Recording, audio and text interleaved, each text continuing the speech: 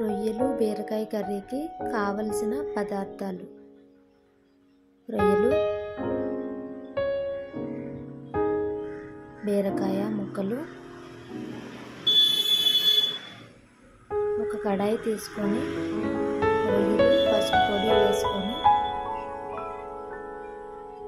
కొద్దిగా వాటర్ పోసుకొని మూత పెట్టుకొని ఒక 5 minutes అలా ఉడకనివ్వాలి.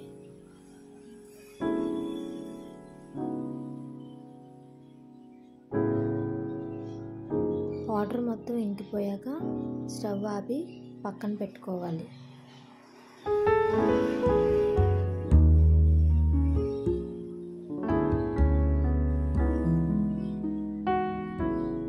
బాండీ తీసుకొని కొద్దిగా నూనె వేసుకోవాలి. నూనె బాగా వేడైన తర్వాత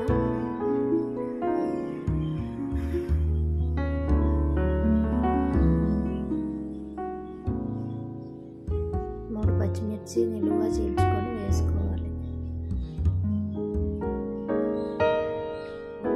బాగా కలుపుకోవాలి.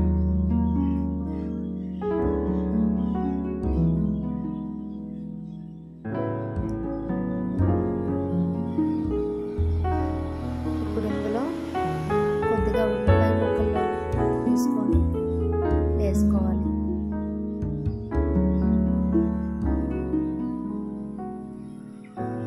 బాగా కలపాలి.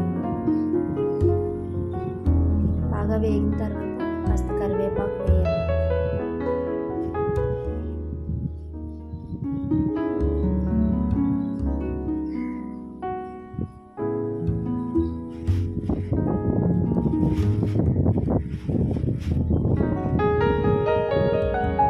మాడిపోకుండా బాగా కలపండి.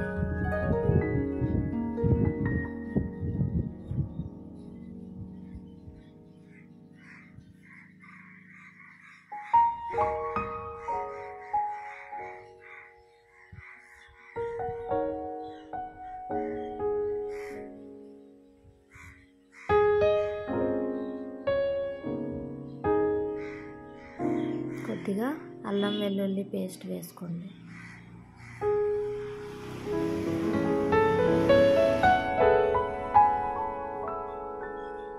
మాడిపోకుండా బాగా కలుపుకోండి.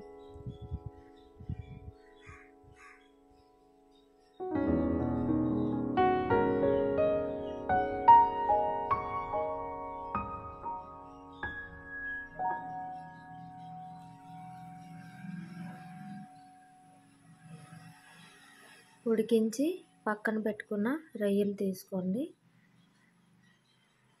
ఇప్పుడు ఆ వేగిన మిశ్రమంలోకి ఈ రొయ్యలు వేసుకొని బాగా కలపండి.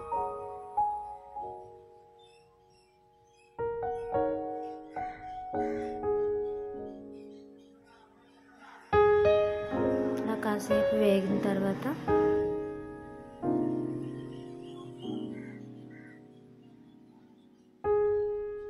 కొంచెం కారం, మీరు కారం ఎక్కువ వేసుకునే వాళ్ళు అయితే కాస్త ఎక్కువ తీసుకోండి.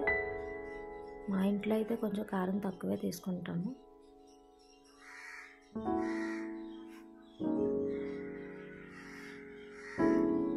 రుచికి సరిపడా ఉప్పు,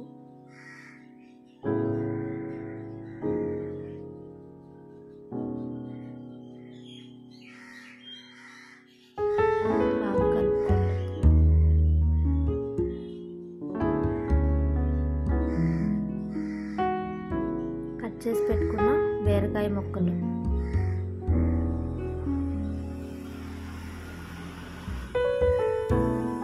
బాగా కలుపుకోండి.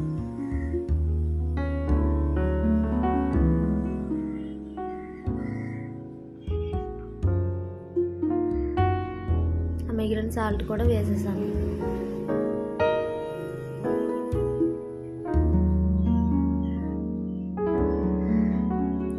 సరిపోలేదు, అందుకు కాస్త వేసుకున్నాను. మీరు రుచికి సరిపడా వేసుకోండి.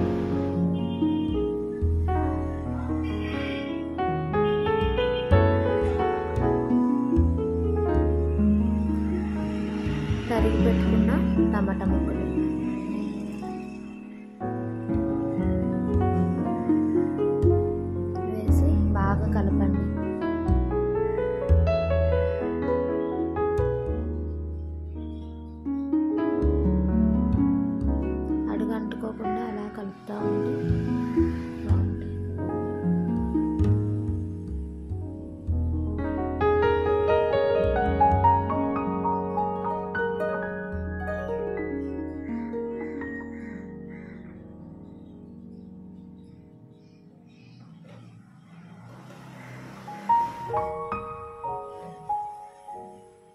బాగా కలిపి మూత పెట్టుకొని ఒక 5 నిమిషాలు వదిలేయండి.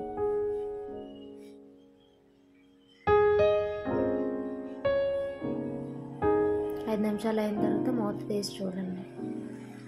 చూసారా, ఆ బీరకాయలో ఉన్న వాటర్ అంతా అలా వాటర్లో తేలుతుంది. ఇదంతా మనకి బాగా ఇంకిపోవాలి. అలా కలపండి, మళ్ళీ మూత పెట్టేసుకోండి. ఇప్పుడు దీనిలోకి సరిపడా మసాలా పౌడర్, ఇంట్లో మసాలా అయితే ఇంట్లో వేసుకోండి, లేదు మీరు బయట తీసుకుంటే బయటది వేసుకోండి. మేమైతే ఇంట్లో చేసుకున్నది వేసుకున్నాము. ఒకసారి బాగా కలుపుకొని